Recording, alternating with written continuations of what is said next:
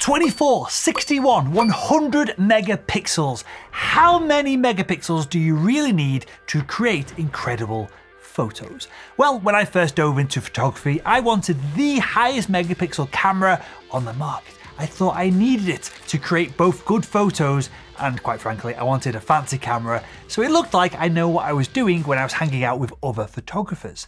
And spoiler alert, well, this is dumb. And I know it's easy to get seduced by all of those massive megapixel numbers on the latest camera bodies, but trust me, bigger isn't always better. So let's get right into it. All right, let's start with a quick refresher. Your camera sensor has a series of photosensitive sites on it. These photo sites capture light, and then light is digitized into the pixels that you see on a monitor when you view your image on there. The number of megapixels that your camera body has corresponds to how many millions of points of data that your camera can effectively display on a screen. So if your camera has a 24 megapixel sensor at a 2:3 aspect ratio, this means it can display an image on a screen that's 6,000 pixels wide and 4,000 pixels high. And I know what you're thinking. That means that more pixels, in theory, leads to more detail and sharpness.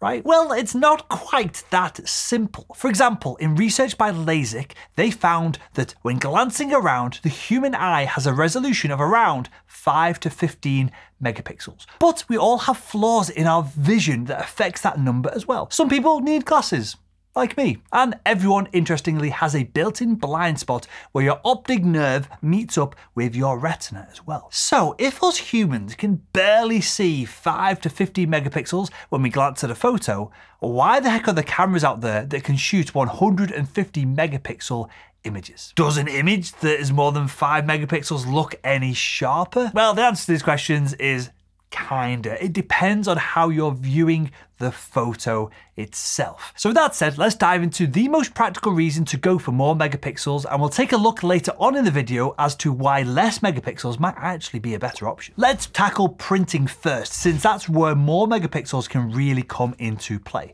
Now, you've probably heard, if you've done any printing, this magical number of 300 DPI being thrown around. That's how many pixels per inch you supposedly need for a crisp, detailed print. So let's say you wanted to print a 8" by 10" image, you need around 7 megapixels to hit that 300 DPI sweet spot. But this is where things get interesting and the waters get muddied. As prints get larger, typically the viewer will step back to view them from a further distance. And at a certain point, your eyes can't really discern all of those extra pixels anyway. It would be like trying to spot individual grains of sand on the floor if you were stood on top of a skyscraper. It's not going to happen. And I remember the first time this concept really clicked for me. I was viewing some photography at a gallery, and it was only when I stepped in to take a closer look at the image that I could actually see it's a bit of a blurry, pixelated mess from, say, 30 centimeters or so away. But these are pretty big images, and when I stood at a natural viewing distance a couple of feet away from the image, it looked sharp as heck. This slightly broke my brain, and so I went and found the photographer who was putting on the show, and all of the images that he'd printed were at 150 DPI. And furthermore, all of the images, this is a professional art show, and for a professional photographer, all the images were taken on a 20 megapixel camera, and they looked awesome. So don't get too hung up on that 300 DPI rule. It's more of a guideline than a hard or fast requirement. It's like that one aunt that you probably have who says that you need to finish everything on your plate. Well, it's probably well-intentioned, but it's not always practical. So that's print, but how often do you really print your photos? If you're like most photographers, then probably not often enough, which brings us on to our next point. Now, let's switch gears to the online world. If you're showing off your work, likely you're primarily sharing your photos on social media or your own website. And if that's the case, you don't really need a gazillion megapixels for displaying these images. Instagram, for instance, maxes out at around 1080 pixels wide, which is only around a 1 or a 2 megapixel image. Even a modest 12 megapixel camera would seem absolutely overkill for that. It'd be like bringing a bazooka to a water gunfight. Total overcompensation. So for displaying online and social media, megapixels really don't matter. But what if you're someone who loves to crop your photos tight, really zeroing in on those details? If you regularly crop your photos, then you might might want to consider a higher megapixel camera body. It just gives yourself some wiggle room. I often crop my photos as it's difficult to zoom with your feet when there's a cliff face right in front of you. And personally, I use these. I've got a couple of A7R4 cameras, and these clock in at around 61 megapixels. And this allows me to essentially crop until my heart's content without sacrificing too much quality when I'm up on the hills and mountains doing the landscape photography that I'm into. When you use a large megapixel sensor to take a photo, it's like having a giant canvas to work with, where you can zoom in, you can zoom out, you can crop, you can twist, you can switch, you can change, and you can explore every nook and cranny without losing that much clarity. And speaking of cropping, let me share a quick personal story that really drove this point home for me. I used to use this very Panasonic GH4 camera for photography. It has a relatively small 16 megapixel sensor. I actually bought it as a video camera for my sales training business, but it was all I had camera-wise, and so I'd take it out hiking with me every now and again. Now, I know what's coming in the comments. I know that there's gonna be some pros out there that I shot a worldwide ad campaign on a Nikon D1 with a 2.7 megapixel sensor, and I rocked it. I did really well. I got paid for it. You're just an amateur faffing around taking crappy photos. Well, when I came to crop the photos that were taken by the Panasonic GH4, I found it was always a bit of a mess. And when I upgraded to the 61 megapixel Sony camera, it was absolute night and day difference. Suddenly, tight crops were crisp, detailed, and full of life. It was very literally like going from an old VHS tape to seeing the world in glorious 4K. And what it meant for me as a landscape photographer is that I could be slightly off with my composition and fix it after the fact. And even nowadays, I still try and frame my shots a little bit wider than what I think they need to be when I'm looking down the viewfinder, when I'm out in the field, just in case I've missed something that I suddenly want to reposition or crop out later on when I'm sat in front of the computer, when I'm editing my photos. Is this poor camera technique?